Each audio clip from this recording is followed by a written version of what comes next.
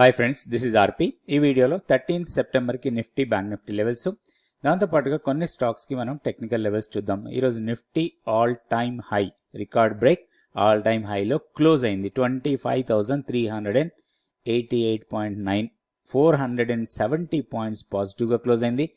Bank Nifty కూడా చాలా rally చూసాం మనం. 51,772 దగ్గర క్లోజ్ అయింది. 762 పాయింట్స్ పాజిటివ్గా క్లోజ్ అయింది. ఫిన్ నిఫ్టీ 363 పాయింట్స్ పాజిటివ్గా క్లోజ్ అయింది.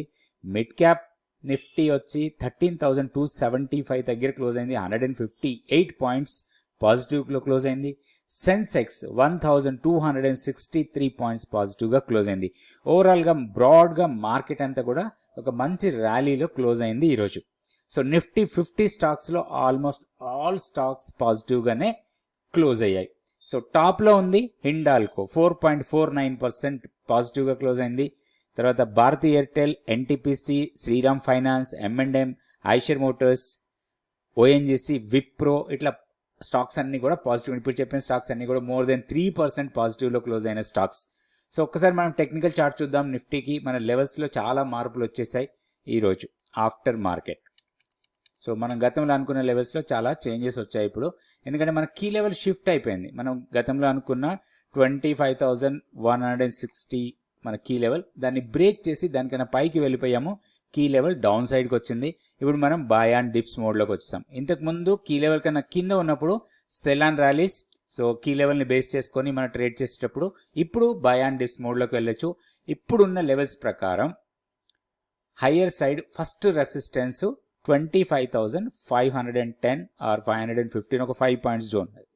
సో అది ఫస్ట్ రెసిస్టెన్స్ లాగా ఉంటుంది. దాన్ని బ్రేక్ చేసి పైకి వెళ్తే 25,630 నెక్స్ట్ రెసిస్టెన్స్. ఇప్పుడు డౌన్ సైడ్ మనం సపోర్ట్ పాయింట్స్ చూద్దాం. ఇప్పుడు 25,388 దగ్గర ఈరోజు క్లోజ్ అయింది. సో ఇమీడియట్ సపోర్ట్ మనకి సమ్వేర్ ఇక్కడ రావచ్చు, అరౌండ్ 25,250. 25,250 ఇమీడియట్ సపోర్ట్ లాగా ఉంటుంది. దాని తర్వాత 25,150. సో అది బ్రేక్ చేస్తే మళ్ళీ పివోట్ లెవెల్స్ ఉన్నాయి మనకి. 24,995 అండ్ 24,940 మన key level. Higher side resistance మనం ఆల్రెడీ ఈ లెవెల్స్ అనుకున్నాం. ఈ లెవెల్స్ని దృష్టిలో పెట్టుకొని బై అండ్ డిప్స్ మోడ్లో ఉండొచ్చు. రేపు ఏదైనా ఇంట్రాడేలో మనకి ఒక డిప్ ఇచ్చి బయింగ్ ఆపర్చునిటీ వస్తే మాత్రం దీంట్లో ఒక లాంగ్ ఎంట్రీ కోసం ప్లాన్ చేసుకోవచ్చు పొజిషనల్గా ట్రేడ్ చేసేటప్పుడు. Next bank Nifty levels. So bank నిఫ్టీలో కూడా లెవెల్స్లో చేంజ్ వచ్చింది. మన కీ లెవెల్ షిఫ్ట్ అయిపోయింది. మనం గతంలో అనుకున్న కీ లెవెల్ కన్నా పైన క్లోజ్ అయింది.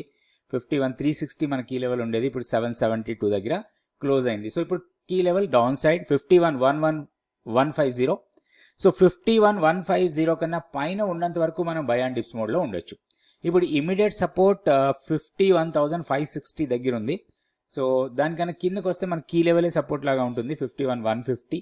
ఇప్పుడు హయ్యర్ సైడ్ రెసిస్టెన్స్ పాయింట్స్ చూస్తే ఇప్పుడు క్లోజింగ్ 51,772, 52,000 సైకలాజికల్ రెసిస్టెన్స్ లెవెల్. టెక్నికల్గా దానికి ఇంపార్టెంట్ కాదు, ఎందుకంటే రౌండ్ ఫిగర్ నెంబర్స్కి సైకలాజికల్ రెసిస్టెన్స్ ఉంటుంది. సో 52,000 ఫస్ట్ రెసిస్టెన్స్ లాగా ఉంటుంది. దానికన్నా పైన 52,460. సో అవి రెండు రెసిస్టెన్స్ లెవెల్స్ అనుకోవచ్చు. మనం ఏదైనా డిప్ వస్తే ఇంట్రాడేలో ఒక మంచి బయింగ్ ఆపర్చునిటీ కోసం ప్లాన్ చేయొచ్చు. ఇంకొకటి ఇంపార్టెంట్గా ఈరోజు బ్యాంక్ నిఫ్టీ క్లోజింగ్ ఏదైతే అయిందో మూవింగ్ యావరేజ్ తీసుకుంటే అన్ని మూవింగ్ యావరేజ్ కన్నా పైన క్లోజ్ అయింది. సో లాస్ట్ చాలా రోజుల నుంచి మనకి 50-day సింపుల్ మూవింగ్ యావరేజ్ కొంచెం ట్రబుల్ చేసింది. సో అది దాన్ని బైసెక్ట్ చేసి ఈరోజు దానికన్నా పైకి వెళ్ళిపోయింది. కాబట్టి సో మనకి హైయర్ లెవెల్కి వెళ్ళడానికి ఎక్కువ అవకాశాలు ఉంటాయి. సో ఈరోజు బ్యాంక్ నిఫ్టీలో మేజర్ కాంట్రిబ్యూటర్ హెచ్డిఎఫ్సి బ్యాంక్ 1.38% పెరిగింది. సో దాన్ని చేయబట్టి మనకి చాలా వరకు బ్యాంక్ నిఫ్టీలో పాయింట్స్ కాంట్రిబ్యూషన్ అయ్యాయి. సో మనకి బ్యాంక్ నిఫ్టీలో మేజర్గా మనకి పాయింట్స్ వైజ్గా ఎక్కువ కాంట్రిబ్యూట్ చేసింది బ్యాంక్ నిఫ్టీ అనుకోవచ్చు. నెక్స్ట్ స్టాక్ ఫ్యూచర్స్కి యాక్టివిటీ ఎలా ఉంది, ఎక్కడ బాగా లాంగ్స్ బిల్డ్ అయ్యాయి, ఎక్కడన్నా షార్ట్స్ ఏమైనా బిల్డ్ అయ్యావా, రెండు కూడా. స్టాక్ ఫ్యూచర్స్లో చూస్తే బజాజ్ ఆటో టాప్లో ఉంది. సో 18.99% ఓపెన్ ఇంట్రెస్ట్ పెరిగి 2.6% ప్రైస్ పెరిగింది. తర్వాత page industries, Bharti Airtel, Hindustan Unilever, Canfin homes, Britannia, Shriram finance, Indian hotel, Chola finance, Infosys, sun pharma, SL tech, ఇవన్నీ కూడా ప్రైస్తో పాటు ఓపెన్ ఇంట్రెస్ట్ పెరిగిన స్టాక్స్. దీంట్లో చాలా వరకు లాంగ్స్ బిల్డ్ అవుతున్నాయి. అండ్ నెక్స్ట్ మనం షార్ట్స్ బిల్డ్ అవుతున్న స్టాక్స్ ఒకసారి షార్ట్స్ బిల్డ్ అవుతున్న స్టాక్స్లో టాప్లో ఉంది గ్రాన్యూల్స్ ప్రైస్ 16% డౌన్. తర్వాత Colgate Palmolive, Crompton, MCX, Apollo Tyre, Asian Paints వీటన్నిటిలో కూడా ప్రైస్ బాగా డౌన్ అవుతా ఉంది. ఒకసారి మనం గ్రాన్యూల్స్కి టెక్నికల్ చార్ట్ కూడా చూద్దాం ఈరోజు. చాలా వరకు డౌన్ అయింది. సో అండ్ దాంతోపాటు ఓపెన్ ఇంట్రెస్ట్ బాగా పెరిగింది. సో ఇది రీజన్ ఏంటో ఒకసారి మనం చెక్ చేద్దాం. Granules India daily candlestick chart.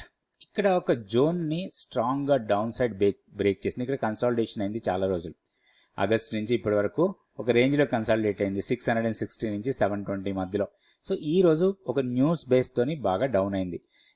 ఇది గ్యాగిల్లాపూర్ వాళ్ళ ఫెసిలిటీ వాళ్ళ ఇండస్ట్రీలో యుఎస్ ఎఫ్డిఏ ఇన్స్పెక్షన్లో కొన్ని అబ్జర్వేషన్స్ వచ్చాయని చెప్పేసి దాని మూలంగా ఇది బాగా డౌన్ అయింది.